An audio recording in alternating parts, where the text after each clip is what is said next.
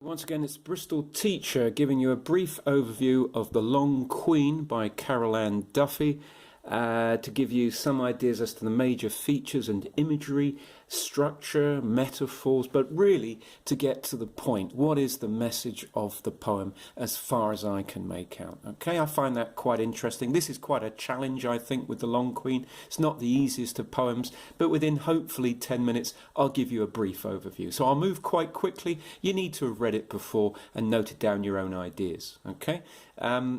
This is just my viewpoint, The Long Queen. So it starts off the feminine Gospels, and I think it's quite a difficult start, which makes it, in a way, quite a rewarding poem. So let's look at it. It starts with The Long Queen couldn't die. What do we mean by couldn't die? Well, there's ways of interpreting that. Is it that she's immortal, or is it that she's been around a long time?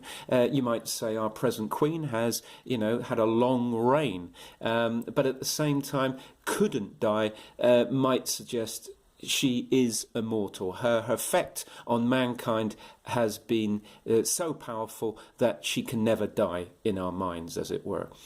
Young when she bowed her head for the cold weight of the crown, she'd looked at the second son of the earl, the foreign prince, the heir to the duke, the lord, the baronet, the count.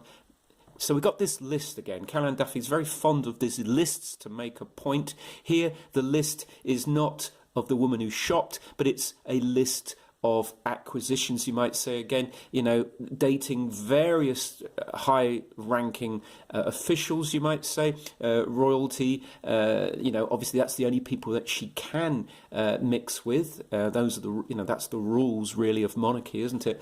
And then taken this time an official requisitioning of time. Like royalty has said, you are now to take time to find a husband because you need to promulgate the royal line, as it were. You need to produce an heir to the throne so that you can live on. Hence the ending of the poem, long live the queen, you might say. Taken time. It does make us feel as well, though, that she's kind of trapped in this royal set of rules. Here she is taking time for a husband. Not the thing we would think about with a husband. You'd find a husband through love, not through taking time to find one. And this list of suitors that she's got to go through to find the right person, as it were. What was she queen of? Women, girls, spinsters and hags, matrons, wet nurses, witches, widows, wives, mothers of all these. So obviously she's queen of women of all kinds, you might say. Though she's queen of a nation, perhaps, she is also really a representative, you might say. The people she really corresponds to or understands are women in all shapes and sizes and roles and representations. Okay, mothers of all of these. Her word of law was in their bones, in the graft of their hands, in the wild kicks of their dancing. So in a behaviour, whether it's royal or not, she represents it in a way. Unseen here, she ruled and reigned. Okay, unseen. So in a castle, some said in a tower, in the dark heart of a wood.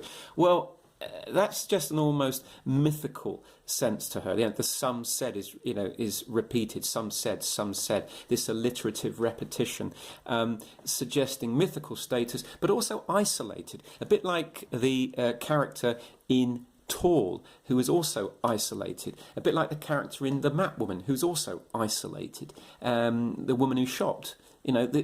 But certainly in Tall, she ends up higher and higher above the people. And in this case, she's in a castle or in a wood. Some said out and about in rags, disguised, sorting the bad from the good. Okay, notice the rhyme there. She sent her explorers away in their creaking ships. Well, creaking ships immediately says to me, we're talking about Elizabethan times here. Elizabeth I, the famous queen who never married, sort of known as the Virgin Queen. So maybe we got a link there to Elizabeth I. But as we know with Carol Ann Duffy, this could travel through history, meaning several different queens or princesses, even royal figures. All hail to the Queen. What were her laws? So now we break it up into certain laws being listed. Okay, so here we get childhood, we get blood. So with childhood, we're saying that what were her laws? This suggests that certain things are important to her. So childhood suggests that she placed this as a very important part of life. Not necessarily what kings would do or men would do, or grown-ups would do. You say, oh, why is childhood so important? But here she's saying, yeah, this is very important to her.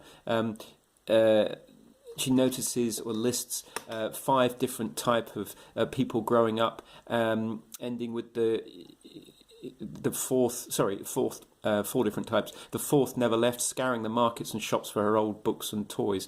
So even someone who refuses to grow up, it's still an important representation of childhood. Okay, we move on to blood. Well, blood is very important to royalty, of course. It's proof of royalty, as if royal blood. But it's also, as it says here, royal red of intent, the pain when a girl first bled, so menstruation, to be insignificant, no cause for complaint, and this to be monthly, linked to the moon. Well, we're talking about the period, obviously. We're talking about fertility. So it's not just royal blood or the royal bloodline, it's also representation of fertility. Obviously, completely unique to women.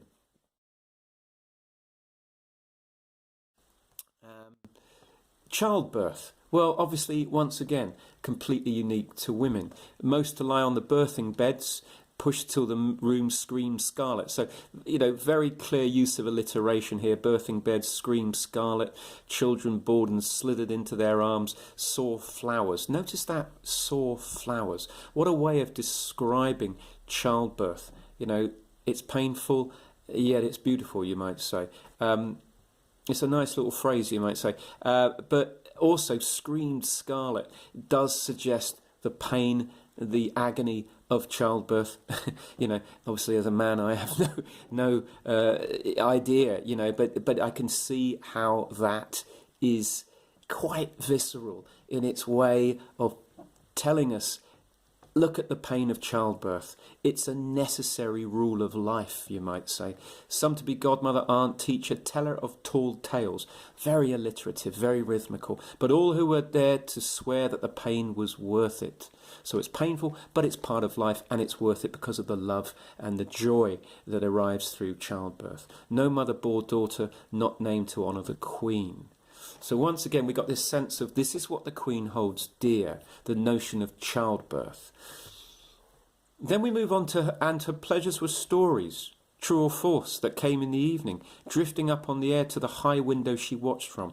Notice this high window again, this sense of isolation above it all, which links us, once again, to tall, links us to maybe the woman who shopped, this continuing sense of isolation, of the woman being above it all, confession or gossip, scandal or anecdote, secrets, her ear tuned to the light music of girls. Look at this listing again of attributes, you might say, or observations to do with her status. The drums of women. Well, the drums of women, you might also say, links us to loud, where she has all femininity, you might say, speaking their mind at the outrages of the world. Okay, so that's a link to loud. The faint strings of the old, long queen, all her possessions for a moment of time.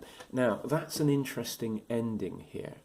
Okay, so and also the pain was worth it. Okay, so moving on, her pleasures, stories told in point here, all her possessions for a moment of time. This is what I'm wondering about. What does that mean, do you think? Well, I've had to think about this. All her possessions, she gave us everything she had for what is, in the end, a moment in time. So although she's an immortal queen, her reign may be 80, 90 years, it may be, 100 years, we don't know. But obviously in the large scale of, in the life of the world, this is a drop in the ocean.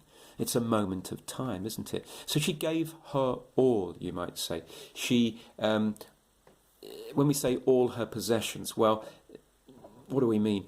It's an interesting way of thinking about a queen. A queen, you think of as being very rich, very looked after, but at the same time, she is laid bare to the nation, really, and all her possessions. What do we consider a possession? Her love, her care, her concern for the people she is supposedly ruling over. She gives all this for a moment. So say here with this scandal, gossip, scandal, or anecdote. Well, we all know how the present royal family suffer from gossip, scandal, and anecdote. It's the notion of celebrity these days. Scandal, anecdote. So this is a comment on anyone, you might say, female, who has been placed in the position of royalty, and what her responsibilities are from a feminine aspect. Hopefully that's helped you with the meaning in some way. The Long Queen, representative of any female ruler, you might say, or monarch placed into a position of responsibility. It's not something they choose necessarily. They have to passively accept it. That's the notion of royalty, isn't it? Okay, so I hope that will have helped you somewhat. Thank you.